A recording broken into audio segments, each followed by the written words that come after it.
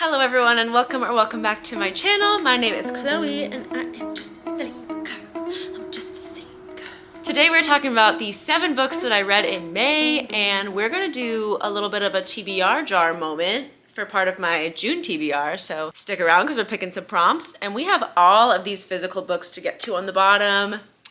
We are not quite slaying the challenge like I want to be. We'll have an update on my Tackling My TBR challenge, my 26 for 2026, my ratings for the month of May. Grab a drink, get comfortable. We got a lot to talk about, girl. We are having a Diet Coke today.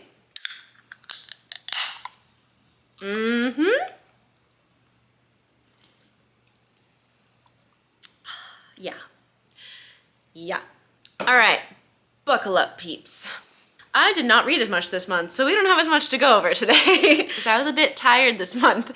I don't know what was in the May air. In some ways, we slayed harder than we thought, but in other ways, we didn't. And so we're gonna go over all those reads. So if you missed my fiance picks my May TBR videos, we'll talk about the books that he picked and what I thought of them. But if you wanna go back and watch that reading vlog or you wanna watch him pick them, there are 2 videos in the month of May that you can watch for that. We're just gonna start with the first book I read for that challenge, which was Love and Other Words by Christina.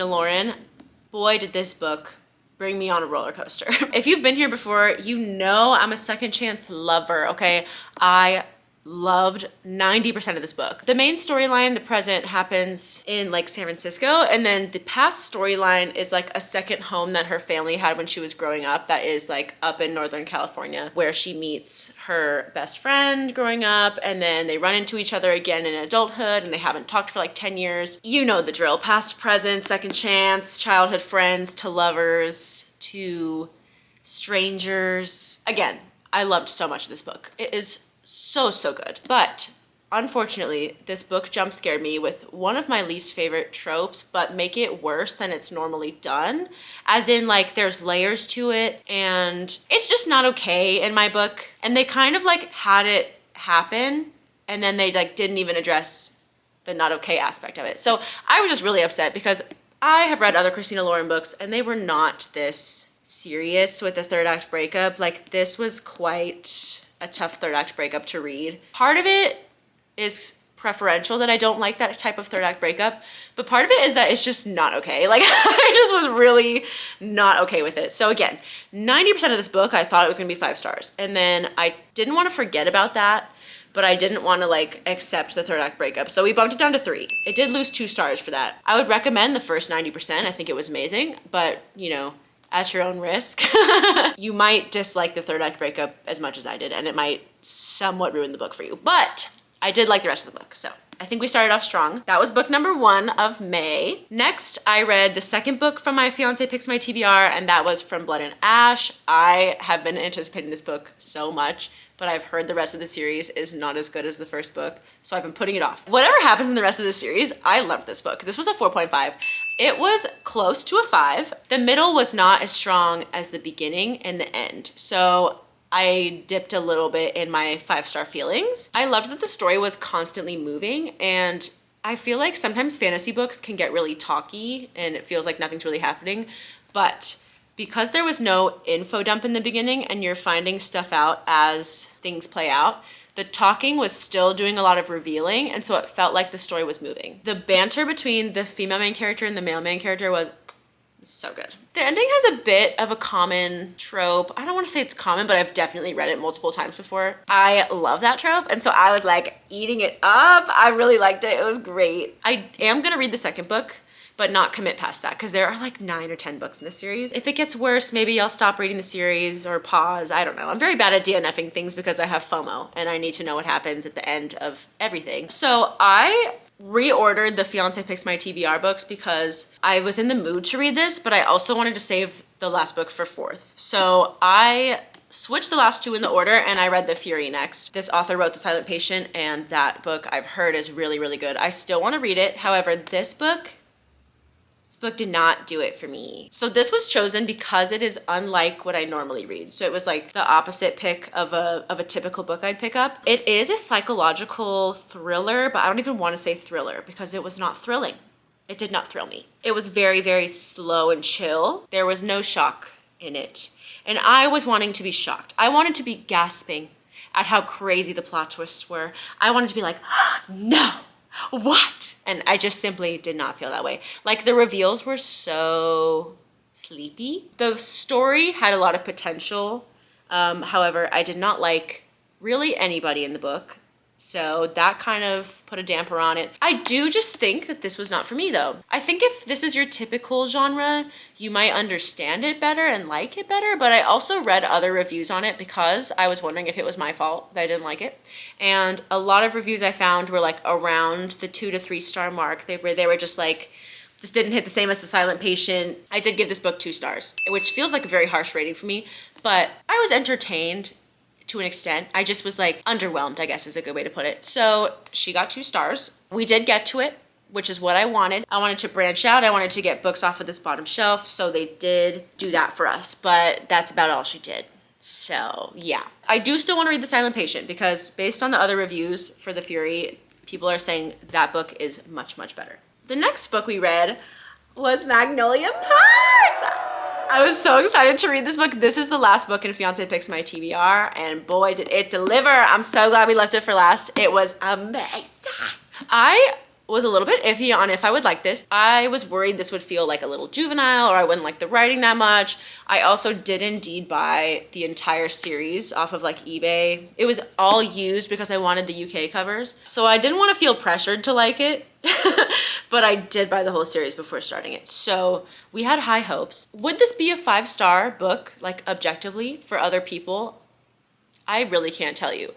But did it give me 5-star feelings? Yes. I did love the writing. The writing is so like prose and poetic and it's just beautiful. I really, really wish I read this as a college student or in my early 20s because it just hit so hard. Like, I feel like I healed a piece of myself, which like I wouldn't even say wasn't healed, but like she just needed to hear, like somewhere along the line, I needed to hear this like perspective. The big line from this book is like, how many loves do you get in a lifetime? And I really like hit a point in my life in my early 20s where I was like, will I ever find the love I'm looking for? And I feel like she is kind of at that point. She's like, is this the love that I am supposed to have? If I don't end up with this person, will I ever have this great love? But that's why it was 5 stars to me. It's because I just really like saw a piece of my younger self in it and I loved it. And like Magnolia deserves so much better. I need redemption for this girl. I need to read the next book. I know it's about Daisy, but like I need to continue the series because I'm like a Magnolia fan and I don't even know why, because she's not like the best person ever, but I just don't think I'm a BJ Valentine fan. I've heard a lot about people loving BJ Valentine. I just don't, but I love Magnolia. And so I really want to see where this goes. But all you need to know is that I absolutely love this book. I rated her 5 stars. She was a great time. Like, I'm keeping this. I'm probably going to read it again in the future. So good. Cannot believe I found another 5-star book, hopefully 5-star series. But I feel like I've just had a lot of good luck this year. And like, you know what it is? It's that I'm finally getting to the books that I've been putting off. And I knew these books were going to be great. It's all the hyped up books that I've been putting off because I was worried they wouldn't be hyped up. But you know what? I'm having a good rate of like some I don't care for and some I just absolutely love. Like this and Binding 13 totally delivered. I really wanted to read those 2 books and they both were 5 stars. So 2026 is really, she's looking good so far. After I finished my Fiance Picks My TBR, I decided to get to some of the arcs that I had for the month of May.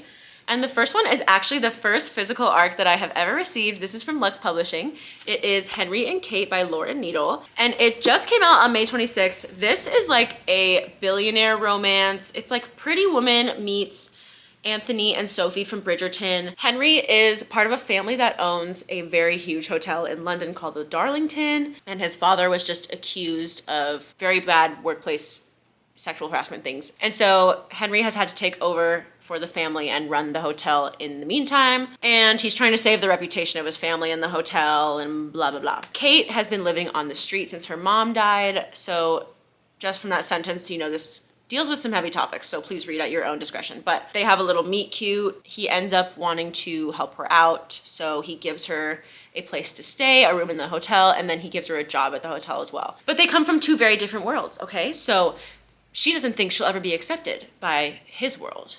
But he is like just really sensing this genuine connection with her and like wants her around all the time. It's definitely giving Anthony and Sophie, if you see what I mean. This was a very fun read. I was thoroughly entertained. The cliffhanger was insane. Like, did not see that coming at all. The drama of it So much so that I need to check out the next book because I need to know what that cliffhanger was about. I will say though that I just kind of felt like it dragged on a little too long, but I also think I wanted to just start a different book. I think my attention span ran out, so it's a little bit my fault. The story was fun. There was a masked ball involved. That was really great. I love a good masked ball. Anthony and Sophie, oh my God.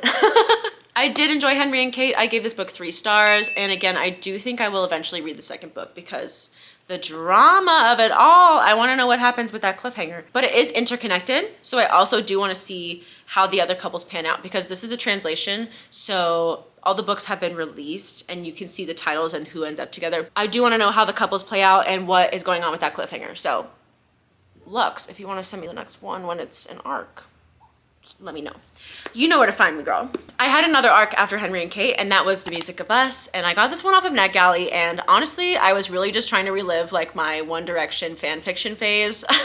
It looked really cute. Just by this cover, you can tell it has music, cats, a bad boy. And so the premise was that this girl, when she's in high school, her best guy friend leaves to go to LA and audition for a boy band. He gets in, they stop talking for like 4 years. Her mom's cat cafe is in financial danger of like having to close. And so she randomly just reaches out to him and is like, hey, like the cafe's in danger, I need your help. And she's kind of just like throwing, you know, whatever the phrase is, something to the wind. She's like, you know what I mean, okay? She doesn't think he's gonna respond, and then he randomly shows up. And he's famous now, and he's in this boy band. It's a second chance, and basically this boy band is trying to save this cat cafe from going out of business. And it's very cute. And it's giving, I stayed up until 1 a.m. on a high school night on Wattpad trying to read a One Direction fan fiction about how my mom sold me to Harry Styles and now we're boyfriend, girlfriend. That's what it's giving. And it was a fantastic time. This is so for sure YA, and I even thoroughly enjoyed it. I did give it 4 stars. The writing was so good. It was much more like well planned out with the plot than I expected. Like it was so cliche, don't get me wrong. This is again for teens, but as a 28-year-old who went through this phase, I was having the time of my life reading this book. If you are trying to relive the days where you found fan fiction on Tumblr and then stayed up all night reading it, I would check this book out. After I finished The Music of Us, I actually had a little bit more left in the month than I thought I would. So I ended up picking up Court of Lies and Deceit, which is the next book in the Flame and Thorns series. And I had the arc for this, but this book doesn't come out until like August. So I'm way ahead of the schedule this time. But I just wanted to know what happened next in the series. So I picked this book up, and it does kind of feel like one big side quest. I will say that. So there is a bit of a detour in this book. It has more trials. For the first half, I was like, this feels so unnecessary. Like it's just a lot of character development, and so the plot feels like not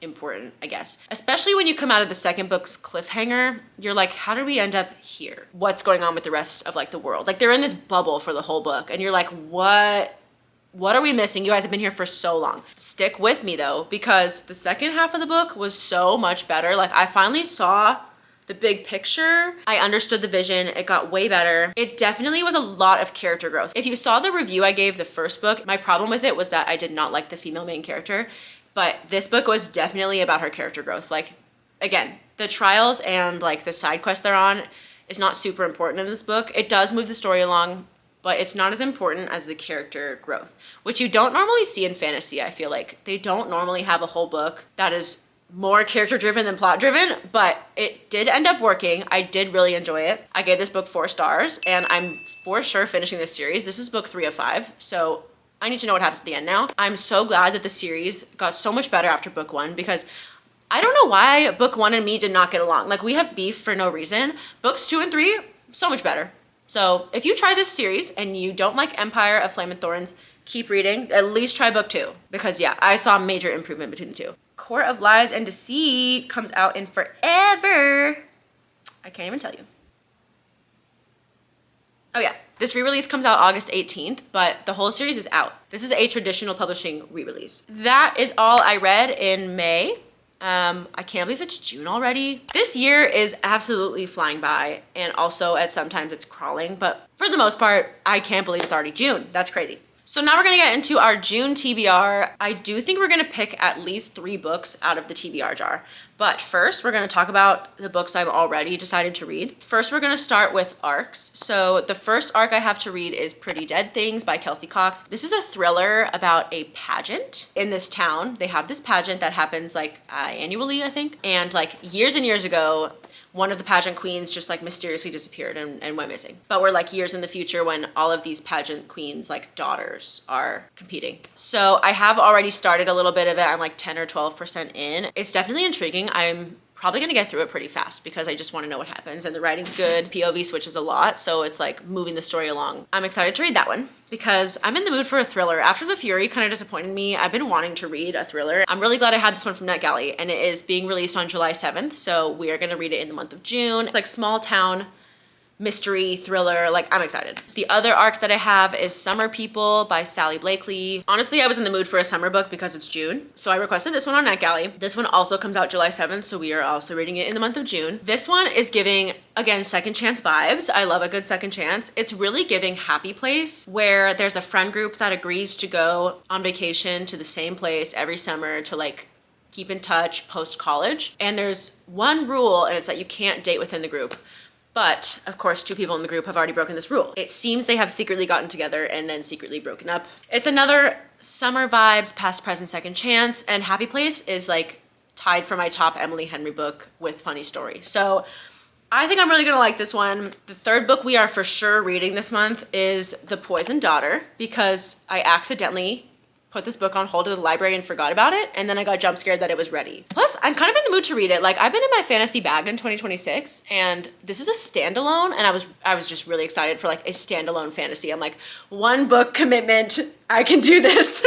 And so I've already started it. We accidentally did have to add this to the TBR, which means that we're only gonna pick 3 extra books. And to do that, we are coming back to Miss TBR Jar. I have added some new prompts since last time because I didn't add that many prompts to begin with, and I didn't realize how few were left after we did 1 month of the TBR jar. We're gonna pick 3 books. We're most likely gonna pick off of this shelf, but some of these have to do with library holds. But there are a few books that I really wanna read, so we're gonna hope that we get something good. So we are going to do, okay, I'm so sorry to leave you hanging like this, but I'm so thirsty. I'm parched from all this yapping. Prompt number 1. Did you read it? It's so crumpled. It says, a library book you've been anticipating.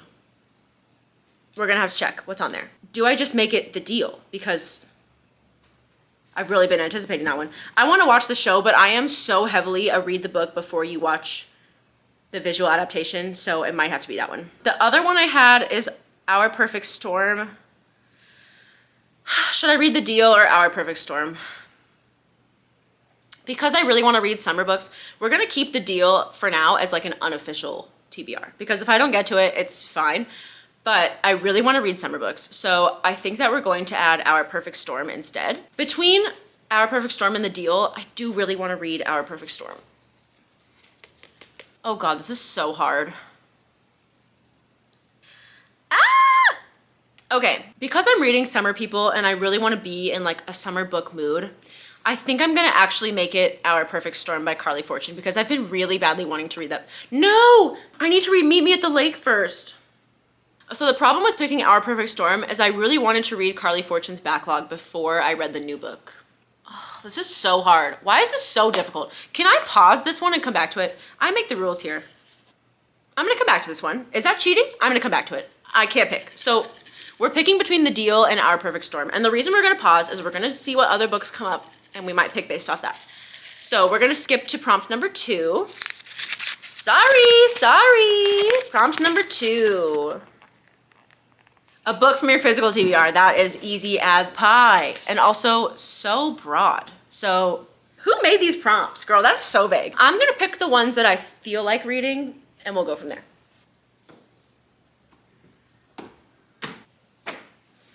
Okay, y'all, I won't lie. Because I'm reading The Poisoned Daughter, which is 600 plus pages, I did pick short books that I feel like reading. Because I just said that I want to read Carley Fortune's backlog, This Summer Will Be Different is one that I have really been wanting to read. So this is a very high contender. I did also say that I really badly want to read the next Magnolia Parks book. So Daisy Hates is on this list. how long is Daisy Hates? It's like mid 400s, so not bad.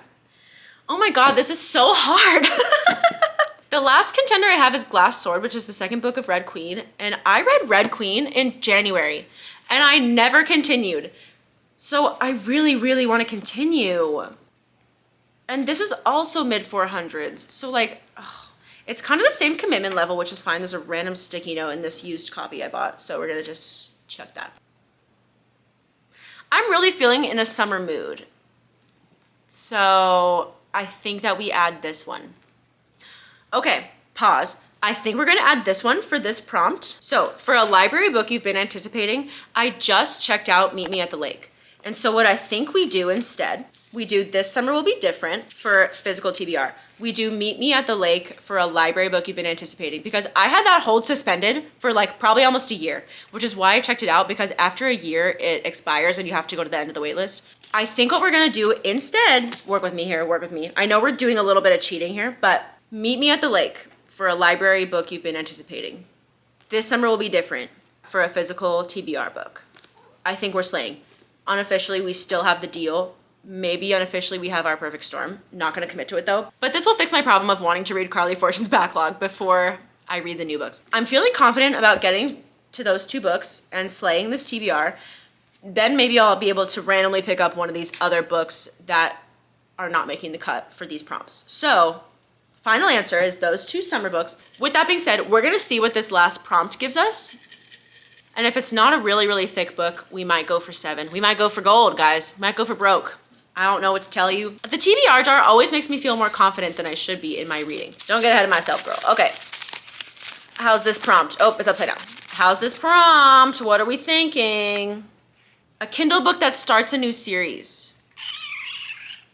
Our options that are already on my Kindle are A Tongue So Sweet and Deadly, Wild Love, and Metal Slinger. And out of those 3, I'm feeling Wild Love because I've been in my fantasy bag and I have a thick fantasy on this TBR already.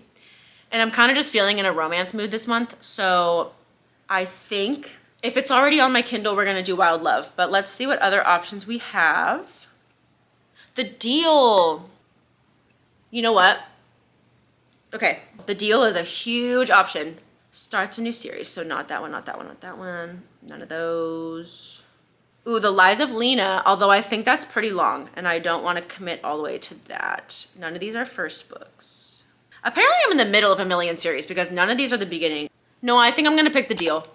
I'm gonna pick The Deal, but here's the thing, because The Deal was unofficially on the list, I'm gonna pick one more book. For a Kindle book that starts a new series, we're gonna officially add The Deal to the TBR. If we don't get to all the books, that is just how the cookie crumbles. So we're gonna give ourselves one more option. This is prompt number 4.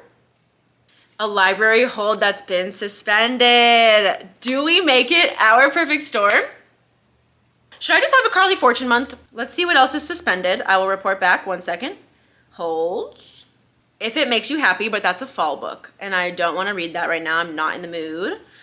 Rights of the Starling, I can't commit to. That's too much, too much. Brimstone, I also can't commit to, too much. Here's the thing. I'm just not excited about any of these, except for Our Perfect Storm. You know what? The universe wants me to read Our Perfect Storm in The Deal this month officially, so I'm gonna make it Our Perfect Storm.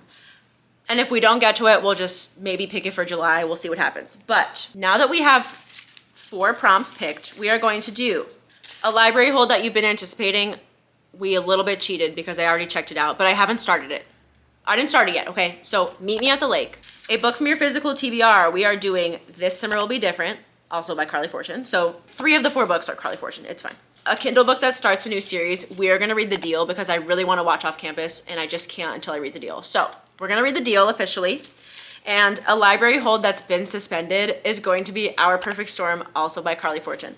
So we're having a bit of a Carley Fortune month. The TBR jar has spoken and she really worked with me this month.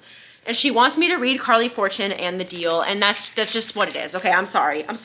But you know what? I have been wanting to do a summer books only vlog, and I just feel like maybe we just read a bunch of Carley Fortune for that. And I want to challenge myself to go read in public and get out of my house because I work from home and I have just been needing new scenery. I'm very glad to have consulted the TBR jar again because it just worked out in my favor. And here are all the books that we are going to be reading in the month of June. I know it's a lot of Carley Fortune, okay, but that's just the vibe I'm in. This is canon and we can't interrupt it, okay? A girl has to read Carley Fortune. Thank you so much for chatting with me today. I love the TBR jar so much. It's really been helping me pick books and like finally getting to books I've been putting off. So I do think we will continue that next month unless I come up with some other idea. If you have any prompts I can add to it, because again, I'm kind of running out already, please comment them below. I've been watching other TBR jar videos to add some to it. If we're doing this for the rest of the year and beyond, we need a lot more prompts than this. So, and that is everything I read in May, plus what I'm going to read in June. Thank you so much for yapping with me today about all of these books. I cannot wait to report back about my June reading. I am in a summer vibe and I'm so excited to read all these books. I would love to see you back here to talk about our June reads and ratings and potentially consult the TBR jar again. Thank you so much. I love you so much. Stay cozy.